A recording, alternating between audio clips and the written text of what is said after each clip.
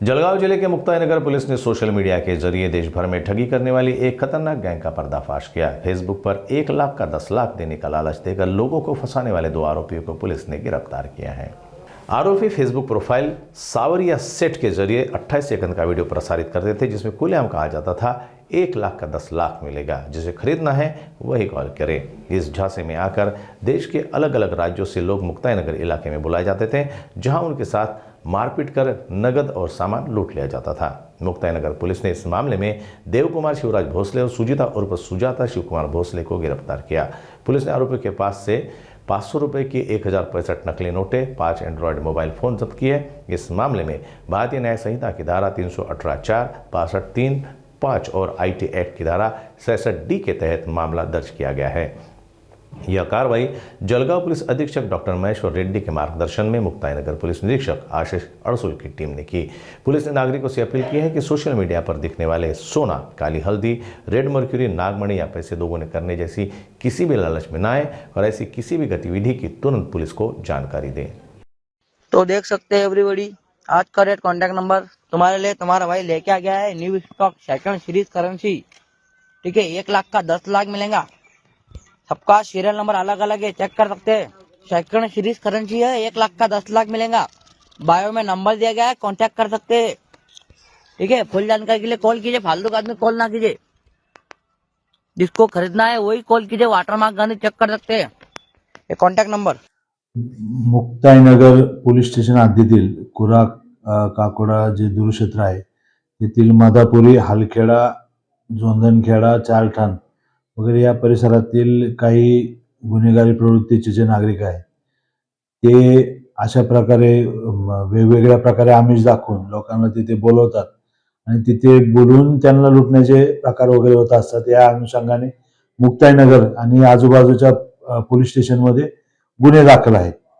मागील काही दिवसांपासून हे 1 लाखाचे 10 लाख रुपये करून देऊ अशा प्रकारचे व्हिडिओज यांनी प्रसारित केले होते। त्या आमिषाला बळी पडून बोदवड, भुसावळ बाजारपेठ इथे देखील लोकांची फसवणूक झालेली आहे। त्या अनुषंगाने गुन्हे दाखल आहेत। सदरची फसवणूक ही समाज माध्यमांद्वारे होत असते। त्या अनुषंगाने माननीय SP महेश्वर रेड्डी साहेब यांनी समाज माध्यमांवरती लक्ष ठेवण्यासाठी एक टीम तयार केली होती। त्या अनुषंगाने सदर टीम त्या लक्ष ठेवत होती त्या समाज माध्यमांवरती।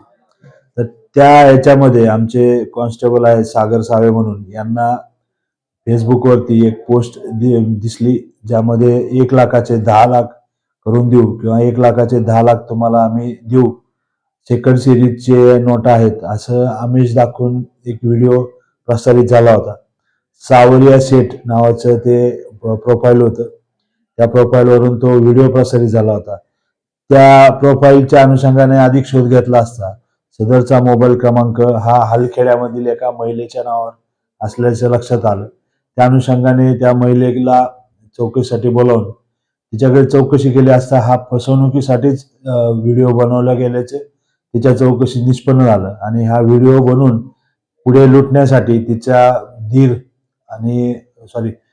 नवरा आणि तिचा पुतण्या असे तिला मदत करणार असल्याचं तिने ज्यावेळेस कबूल केलं, त्या अनुषंगाने संबंधित आरोपींना आम्ही ताब्यात घेतलेला आहे।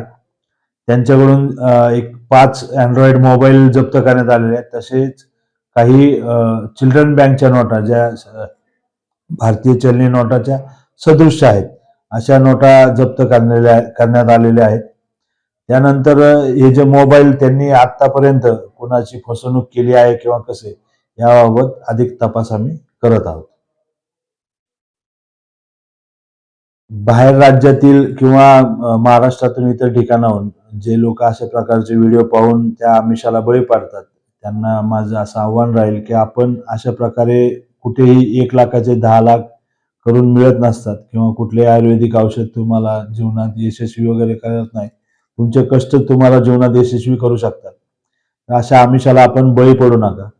या अनुषंगाने आम्ही आमच्या परिसरामध्ये नाकाबंदी लावलेली आहे। आमच्या म्हणजे मुक्ताईनगर पोलीस ठाणे हद्दीत येणाऱ्या प्रत्येक रस्त्यावर नाकाबंदी आहे। तिथे तुमची पडताळणी केली जाते की अशा प्रकारे आमिषाला बळी पडण्यासाठी कोणी आलेला आहे का किंवा कसे, याबाबत आम्ही आतापर्यंत किमान 50 नागरिकांची फसवणूक होण्यापासून वाचवलेले आहे. तसेच अशा प्रकारे फसवणूक करणारे 41 आयडी आम्ही आतापर्यंत ब्लॉक केलेले आहेत. परंतु या बाबीला आळा घालण्यासाठी जे काही प्रयत्न आम्ही करत आहोत त्याला आपण सदृश्य सकारात्मकरित्या पाहावे व अशा आमिषाला बळी पडू नये असे मी आपल्याला आवाहन करतो.